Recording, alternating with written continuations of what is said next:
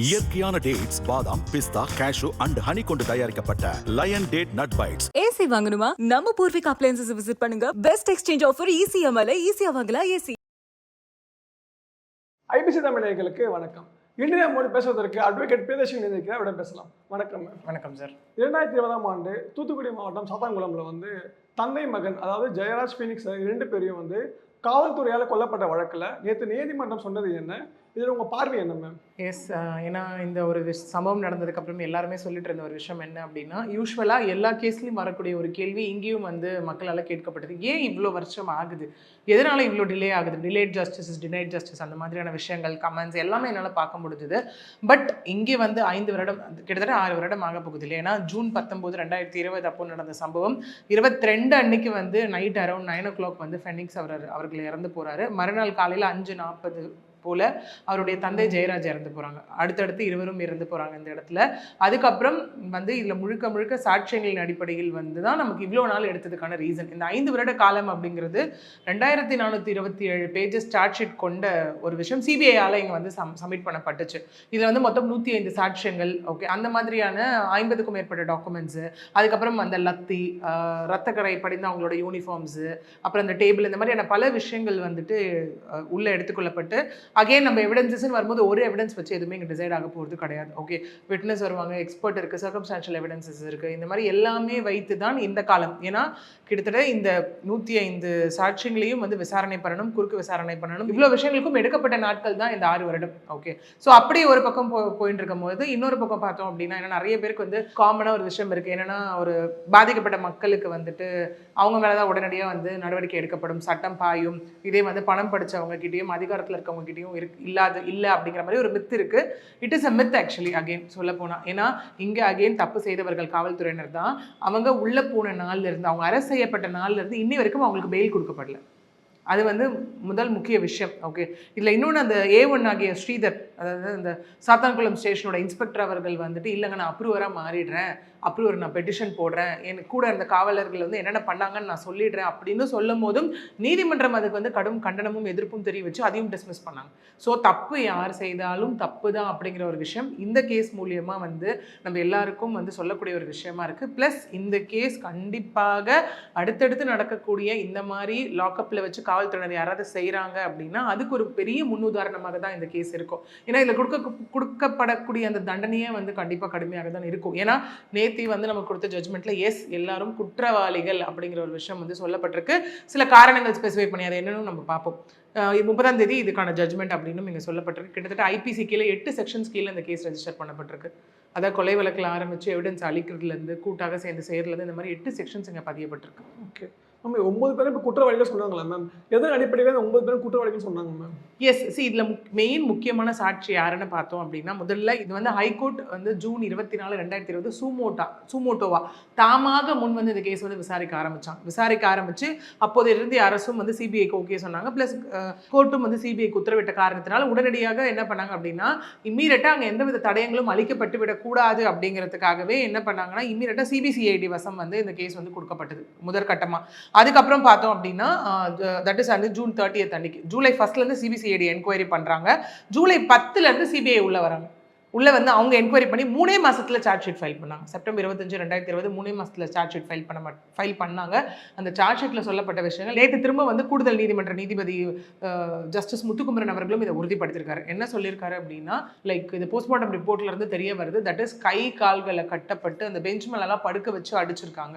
இன்னொன்று, இந்த ஆசன வாய் வழியால் லத்தியை விட்டு பண்ண விஷயம், இது இயற்கைக்கு மாறான ஒரு மரணம் அப்படின்னும், 18 இடங்களில் காயங்கள் இருக்கிறது, கூடவே ரத்த கசிவு இங்கே இருக்குது அப்படின்னும், இங்கே கூடவே அந்த ஸ்ரீதர் அவர்கள் இங்கே சொன்னதாக போலீஸார் அங்கே பேசி உள்ளனர் அப்படின்னு இங்கே சொல்லப்படுது. என்னன்னா, நாம் அடித்து பழக அப்பா மகன் கிடச்சிட்டாங்க அப்படின்னு நாங்கள் கான்வர்சேஷன் போச்சு அப்படின்னும், அந்த ஸ்ரீதரின் தூண்டுதலின் பெயரில் தான் முதல்ல இன்னும் 2 காவலர்கள், அப்புறம் மொத்த காவலர்களும் இங்கே இந்த சம்பவத்தை நிகழ்த்தி இருக்கார்கள் அப்படின்னும். இன்னொன்று, நம்ம திரும்ப சொல்கிறப்போ இந்த மாதிரி காவல்துறையினர் ஏதாவது ஒரு கிரைம்ஸில் ஈடுபடப்போ நல்ல காவல்துறையினரும் இருக்காங்க, அவங்களால தான் தப்பு பண்ணுறவங்களுக்கு இங்கே தண்டனை கிடைக்குது அப்படின்னு நம்ம திரும்ப பேசிகிட்டு இருக்கோம். அகெயின் இந்த கேஸ்லேயும் ஒரு காவல் காவலர் வந்து கொடுத்த ஒரு வாக்குமூலத்தின் அடிப்படையில் தான் இந்த கேஸ் அப்பவே ஸ்ட்ராங் ஆச்சு. அதாவது இந்த ஸ்டேஷனை சார்ந்த ரேவதி, பியூலா, ரவிச்சந்திரன் இவங்க 3 பேரும் கொடுத்த சாட்சியங்களின் அடிப்படையில் தான் இது இன்னும் ஊர்ஜிதமானது. நேற்று வந்து ஜட்ஜ் அவர்கள் சொன்ன விஷயமே இது முழுக்க முழுக்க வந்து இவர்களால் அடித்து கொல்லப்பட்டனர் அப்படிங்கிற ஒரு விஷயம் ஊர்ஜிதமாயிருக்கு இந்த இடத்துல அப்படின்னும். கூடவே இங்க வந்து இறப்பதற்கு முன்னாடி அவங்க அடிச்சாங்கல்ல, அதுக்கப்புறம் ஃபெனிக்ஸ் வந்து அவங்க உறவினர்கிட்ட வந்து விஷயம் சொன்னதாகவும் நேற்று திரும்ப உறுதிப்படுத்தப்பட்டிருக்கு. என்னன்னா எங்களை இரவு முழுக்க ஒரு 8 மணி நேரம் 200 முறைக்கு மேலே அடிச்சாங்க, 10 நிமிஷம் இடைவெளி விட்டு விட்டு எங்களை அடிச்சாங்க அப்படிங்கிற ஒரு விஷயம். ஓகே, ஸோ அப்போ இவ்வளோ ஒரு அடி உள்ள வந்து இன்டர்னல் ப்ளீடிங்கர் எல்லாமே தான் இவங்களுடைய மரணத்திற்கு காரணமாக இருந்தது அப்படிங்கிறது தான் நேற்று உறுதி செய்யப்பட்ட ஒரு விஷயமா இருக்கு. இப்போ இவங்க போட்ட கேஸ் வந்து பொய் கேஸ் அப்படின்னு சொல்லியிருந்தாங்க மேம். இதை ஆல்ரெடி உங்களுக்கு வந்து முன்வேறு வச்சிருந்தாங்க மேம். சி ஆஸ் ஆஃப் நவ் அது எதனால அப்படிங்கிறது தான் விஷயம். ஓகே, ஏன்னா அவங்க மெயினாக காவல்துறை தரப்புலேருந்து இங்கே சொல்லப்பட்ட விஷயம் என்ன அப்படின்னா, அகைன் இவங்க மேலேயும் ஒரு 5 கேஸில் வந்து இறந்த தந்தை மகன் மீதும் சும்மா அவங்க ஃபேக் இருந்த தந்தை மகன் மீதும் ஃபேக்காக கேஸ் ரெஜிஸ்டர் பண்ணி ஃபேக் எஃப்ஐஆர் அந்த இடத்துல வந்து கிரியேட் பண்ணி 5 செக்ஷன் கீழே போட்டிருக்காங்க. என்னன்னா அவங்க சொன்ன மெயின் விஷயமே கொரோனா காலகட்டத்தில் வந்து ஊரடங்கு இருந்துச்சு இல்லையா, லைக் லாக்டவுன் பீரியடில் அவங்க வந்து கடையை நடத்தினாங்க அப்படிங்கிற ஒரு விஷயம். பட் நீதிமன்றமே சொன்ன விஷயம் என்ன அப்படின்னா, சிபிஐ அங்கே சார்ஜ் ஷீட்டில் ரிப்போர்ட்லையும் என்ன கொடுக்கப்பட்டிருக்கு அப்படின்னா, அவங்க சொன்ன டைமை விட ஒரு 5-10 நிமிடம் கூடுதலாக அப்படிங்கிறது அது பெரிய வயலேஷன் கிடையாது. அதனால யாருக்கும் எந்தவித அசம்பாவிதமும் ஏற்படலை. பட் இதை காரணமாக காட்டி அவங்க வந்து இந்த அளவுக்கு இந்த விஷயத்தை மேற்கொண்டிருக்காங்க அப்படிங்கிறது வந்து ஏற்றுக்கொள்ளவே முடியாத ஒரு விஷயம் அப்படின்னு தான் இங்கே சொல்லப்பட்டிருக்கு. இப்போ என்ன டவுட்னா, இப்போ இந்த விஷயத்துக்காக எதுக்குமே அவங்க அவ்வளோ ஃபோர்ஸாக அடிக்கணும், எதுக்காக பண்ணணும், அது எதனால? அதுதான் அந்த ஒரு என்ன காரணத்திற்காக அடித்தார்கள். ஏன்னா இந்த விஷயம் இல்லைன்னா இப்போ வேற என்ன விஷயம் அப்படிங்கிறது வந்து மேபி நமக்கு அந்த 30ஆம் தேதி அந்த ஜட்ஜ்மெண்ட் வரும்போது நமக்கு அதை பற்றி தெரிய வரலாம். ஏன்னா இது வரைக்கும் அவங்க தரப்புலேருந்து சொல்லப்படுது என்ன அப்படின்னா, கடையை திறந்து வச்சிருந்தாங்க அடிச்சு அப்படின்னு. அங்கே நீதிபதி அவர்களோ அங்கே சொன்ன விஷயம் கேள்வியாக எழுப்பினதுமே ஒரு 5-10 நிமிஷம் கடையை திறந்து வச்சிருந்தாங்க, இந்த அளவுக்கு அவங்களுக்கு கொடூரமாக தாக்குவதற்கான காரணம் என்ன அப்படிங்கிற ஒரு விஷயம் தான் இருக்கு இல்லையா. அகைன் அது வந்து நமக்கு அந்த ஜட்ஜ்மெண்ட் என்ன இதுன்றதோ நமக்கு தெரிய வரலாம். ஓகே, இப்போ இவங்க எதுவுமே தண்டனைகள் நம்ம கொடுக்கப்படும். எஸ், சி இவங்க பொறுத்த வரைக்கும் நான் சொன்ன மாதிரி பார்த்தோம் அப்படின்னா, அதாவது ஒரு 8 செக்ஷன்ஸ் கீழே வந்து இவங்களுக்கு வந்து இங்கே பார்த்தீங்கன்னா கேசஸ் வந்து ஆல்ரெடி ரெஜிஸ்டர் பண்ணப்பட்டிருக்கு. ஏன்னா சிபிஐ வந்து இந்த கேஸோட டைம்லைனே பார்த்தீங்க அப்படின்னா, முதல் கட்டமாக சிபிஐ வராங்க, வந்து எல்லாரையும் அரெஸ்ட் பண்ணி கிட்டத்தட்ட 2021 to 23 52 அரசு, அதை மொத்தம் 105 அவங்க 250க்கும் மேற்பட்ட ஆவணங்கள் இது எல்லாமே வந்து அந்த சார்ஜ் ஷீட்டின் அடிப்படையில் வந்து இங்கே விசாரிக்கப்படுது. கூடவே இங்கே என்ன அப்படின்னா, இங்கே இன்னொன்றும் இங்கே நடந்திருக்கு. என்னன்னா அந்த ஸ்டேஷனோட சிசிடிவியும் இங்கே அளிக்கப்பட்டிருக்கு. ஓகே, ஒன்று. இன்னொன்றும் அந்த செவத்தில் படிஞ்சிருந்த ரத்தக்கரையெல்லாம் இவங்க தண்ணி ஊற்றி அதை கழுவுன விஷயமும் இங்கே வந்து ரெஜிஸ்டர் ஆயிருக்கு. ஏன்னா இந்த லத்தியில் இருந்த டிஎன்ஏ சாம்பிள்ஸ் இவங்க உடம்புல இருந்து எடுக்கப்பட்டது.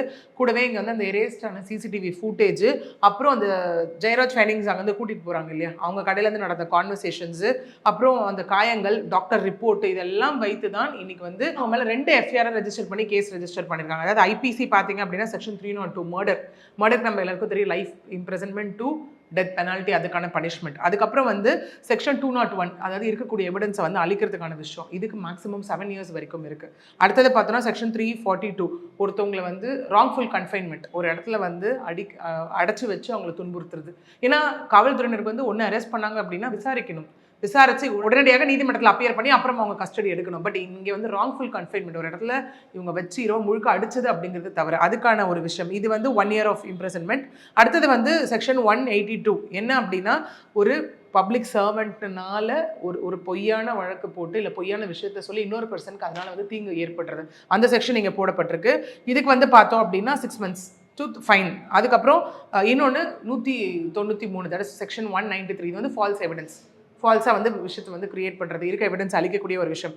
இது 3 years to 7 years இம்ப்ரிசன்மெண்ட். அப்புறம் செக்ஷன் 218 இதில் என்ன அப்படின்னா, அதான் ஒருத்தவங்களுக்கு வந்து வேணும்னே பனிஷ்மெண்ட் வரணும் அப்படிங்கிறதுக்காக அத்தாரிட்டியில் இருக்கக்கூடிய பர்சன் வந்து அதை திருத்தி எழுதுறதோ இல்லை பொய்யான வழக்கு போடுறதோ, அகெயின் இது வந்து 3 years இம்ப்ரிசன்மெண்ட் டு ஃபைன். இன்னும் 2 செக்ஷன் 211 அதாவது false charge of offence made with intent to injure, ஒரு ஃபால்ஸ் சார்ஜஸ் திரும்ப இந்த பொய் வழக்கு போட்டு ஒருத்தவங்களை வந்து அதனால அவங்களுக்கு ஏதாவது தீங்கு விளைவிக்கணும், அவங்களை இன்ஜூர் பண்ணணும்னு நடத்தக்கூடிய ஒரு விஷயம், இதுவும் 2 years to 7 years. அடுத்தது வந்து காமன் இன்டென்ஷன் 34 செக்ஷன். அது என்ன சொல்லுவோம் அப்படின்னா, இந்த 34 அப்படிங்கிறது ஒரு இன்டென்ஷனோட ஒரு விஷயத்த பண்ணுறது. இப்போ நம்ம இங்கே 34 அப்படிங்கிறது 302 சேர்த்து பார்க்கணும். இப்போது இவங்கள நான் அரெஸ்ட் பண்ணியிருக்கேன் ஒரு விஷயத்துக்காக, அப்போ என்னோட வேலை என்ன, அடுத்தது அவங்கள நான் ப்ராப்பராக என்ன ஆக்ஷனோ அதுக்கு நான் வந்து ப்ரொசீட் பண்ணணும், ப்ராசஸ் பண்ணி எடுத்துகிட்டு போகணும். ஓகே, அந்த விஷயத்தை அவங்க வந்து ப்ரொசீட் பண்ணாமல் இங்கே அவங்களா அடித்து துன்புறுத்துனது, விச் மீன்ஸ் அடித்தா இவங்களுக்கு எதாவது ஆகும்னு கண்டிப்பாக தெரியும், இவங்களை நம்ம அடிக்கவே கூடாதுன்னு தெரியும் இல்லையா, அடித்து அவங்களை ஹாஸ்பிட்டலில் கொண்டு போய் சேர்க்கவே இல்லை அவங்க. ஓகே, இந்த மாதிரி இருக்கும்போது காமன் இன்டென்ஷன் ரெட் வித் இது அப்போ வந்து ஒரு இது மர்டர் ஆகும்னு தெரியும், அந்த இன்டென்ஷனோட அவங்க செயல்படுறதுக்கான விஷயம். ஸோ இன்னொன்று செக்ஷன் 120B கிரிமினல் கான்ஸ்பிரசி, கூட்டாக சேர்ந்து ஒரு செயலை செய்தல். ஓகே, இதுக்கு வந்து அகெயின் 2 years to மேக்ஸிமம். அது என்ன மாதிரியான செயல் அவங்க விளைவிக்கிறாங்க, கான்சிக்வன்சஸை பொறுத்து இங்கே பனிஷ்மெண்ட் இருக்கும். ஸோ இந்த செக்ஷன்ஸ் எல்லாமே போடப்பட்டிருக்கு. இதுலேருந்து நமக்கு தெரிகிற விஷயம் என்ன அப்படின்னா minimum to maximum of life imprisonment to death penalty இங்கே இருக்கும். ஓகேங்க, ஏன்னா மொத்தம் வந்து 10 காவலர்கள், அதில் ஒரு பால்துறை அப்படிங்கிற ஒருத்தர் வந்துட்டு இங்கே கோவிட்ல இறந்து போடுறாரு இல்லையா. மிச்சம் இருக்கக்கூடிய 9 காவலர்கள் இப்போ. ஓகே, அதில் வந்து மெயின் ஒரு 4 பேர் மீது 7 செக்ஷனும் மிச்சவங்க மீது வந்துட்டு இங்கே வந்து 3 செக்ஷன்ஸும் போடப்பட்டதாக சொல்லப்படுது. ஏன்னா A1 A2 A3 அவங்க என்னென்ன மாதிரியான குற்ற சம்பவத்தில் ஈடுபட்டிருக்காங்களோ அதை பொறுத்தான செக்ஷன்ஸ் இங்கே அப்ளை பண்ணப்படும். இங்கே at the end of the day எல்லாரும் சேர்ந்து கூட்டாக நடத்தின ஒரு விஷயத்தில் ஒரு கொலை அப்படிங்கிறது, இரட்டை கொலை, இரண்டு அப்பாவிகளோட உயிர் இங்கே போயிருக்கு அப்படிங்கிறது தான். So based on this section நம்ம வந்து like to an extreme of punishment நம்ம மண்டே ஜட்மெண்ட்டில் நம்ம எக்ஸ்பெக்ட் பண்ணலாம். ஓகே மேம், ஒரு சின்ன டவுட் மேம்.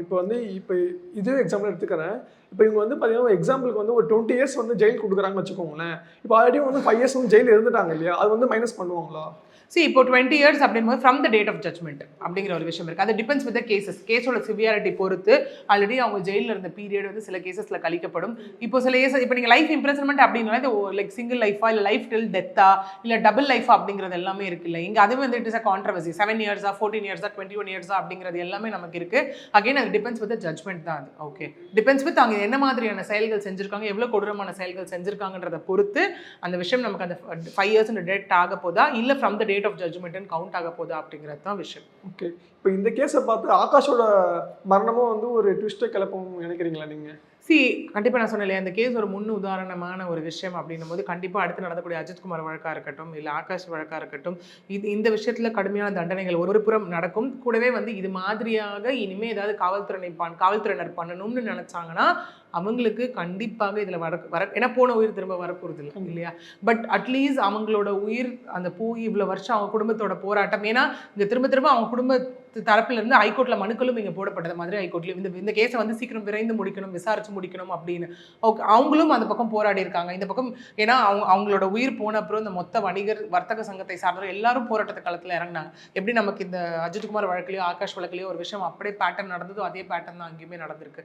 ஸோ இந்த ஒரு ஜட்மெண்ட் இன்னும் நடந்த 2 சம்பவங்களுக்கு ஒரு முன் உதாரணமாகவும் அடுத்து இனிமே யாராவது கையை வைக்கணும் அப்படின்னு நினைச்சாங்கன்னா அவங்களுக்கு ஒரு பெரிய பயத்தையும் ஏற்படுத்தக்கூடிய வகையில தான் இருக்கும். லாக்அப் டெத் தவிர்க்க வழிகள் இருக்கா மேம்? அகைன் லாக்அப் டெத் திரும்ப சொல்ற விஷயம் அதுதான். ஏன்னா இங்க வந்து இந்த மாதிரி ஒரு சம்பவம் நீங்க பண்ணிட்டீங்க அப்படின்னா அது ப்ரூவ் ஆகும் பட்சத்தில் எஸ் அங்க பனிஷ்மெண்ட் அப்படிங்கிறது ரொம்ப சிவியரா தான் இருக்கு இந்த இடத்துல. ஓகே, இது வந்து திரும்ப காவல்துறையினர் தான். ஏன்னா நம்ம திரும்ப சொல்ற ஒரு விஷயம், யார் வந்து அந்த சட்டத்தை வந்து ப்ராப்பரா வந்து கையாளணும், யார் பாதிக்கப்பட்ட மக்களுக்கு வந்துட்டு கரெக்டான விஷயத்தை வந்து பண்ணி தரணுமோ அவங்களே அவங்க உயிர் எடுக்கக்கூடியவங்களா மாறுறது அப்படிங்கிறது which is not acceptable. ஏன்னா யார் உயிரையும் எடுப்பதற்கு யாருக்கும் இங்கே அதிகாரம் கிடையாது அப்படின்னு. இன்னொன்று என்னதான் வந்து ஒருத்தவங்க தப்பு செஞ்சுட்டே உள்ள போனாலும் ரைட் ஆஃப் அன் அக்யூஸ்டு பர்சனும் இங்கே இருக்கு. Rights of an arrested person ஒரு அக்யூஸ்டு பர்சன் அவங்களுக்கும் வந்து சில அங்கே ரைட்ஸும் இருக்கு. அது எதுவுமே நீங்கள் ஏன்னா நம்ம ஒரு அகெயின் ஒரு தூக்கு தண்டனை கடைசியாக கொடுத்தவங்கள வரைக்கும் கூட அவங்களுக்கும் வந்து அப்பீல் போய் அவங்க ஃபைனலாக ஃபைட் பண்ணுற அளவுக்கான ரைட்ஸ் அவங்களுக்கு இருக்குது. That is what is justice இருக்கு இல்லையா. ஸோ அந்த மாதிரி இங்கே திரும்ப வந்து என்ன இதை பார்த்து அந்தந்த காவல்துறையினர் வந்து நம்ம எதற்காக இங்கே இருக்கோம், என்ன பண்ணுறோம் அப்படிங்கிற ஒரு ரியலைசேஷன் கண்டிப்பாக அவங்களுக்கு வரணும். ஓகே, அதை தாண்டி இல்லை நம்ம சொல்கிறோம் இல்லையா ஒரு க்ரைமும் நடக்கும், இதை பார்த்து அடுத்தவங்க திருந்தணும். ஓகே, இல்லை அதை பார்த்து நான் அப்படி தான் பண்ணுவேன், திரும்ப பண்ணிட்டு தான் இருப்பேன் அப்படின்னா அவங்களுக்கும் இதே மாதிரியான ஒரு நிலைமை தான் லைக் ஏற்படும். இப்போ தந்தை மகன் இறந்தாங்களே 2 பேருக்கு வந்து காம்பன்சேஷன் கொடுக்க வாய்ப்புகள் இருக்காங்க? கண்டிப்பாக இருக்குது. ஏன்னா இப்போ நான் சொன்ன செக்ஷன்ஸ் எல்லாமே ஃபைன் இருக்குது உங்களுக்கு இந்த இடத்துல. Okay, like imprisonment with fine, punishment with fine அப்படின்னும் போது கண்டிப்பாக அதில் நம்ம வந்து லைக் ஃபைன் அப்படிங்கிற ஒரு விஷயத்தையும் நம்ம எக்ஸ்பெக்ட் பண்ணலாம். ஸோ நிறைய விஷயங்கள் பகிர்ந்து கேட்டீங்க. உங்கள் நேரத்தை எல்லாம் செலவிட்டதுக்கு மிக்க நன்றி மேம். நன்றி சார். இயற்கையான டேட்ஸ், பாதாம், பிஸ்தா, கேஷு அண்ட் ஹனி கொண்டு தயாரிக்கப்பட்ட lion date nut bites. AC வாங்கணுமா? நம்ம பூர்விகா அப்ளையன்சஸ் விசிட் பண்ணுங்க. பெஸ்ட் எக்ஸ்சேஞ்ச் ஆஃபர் ECMல ஈஸியா வாங்கலாம் ஏசி.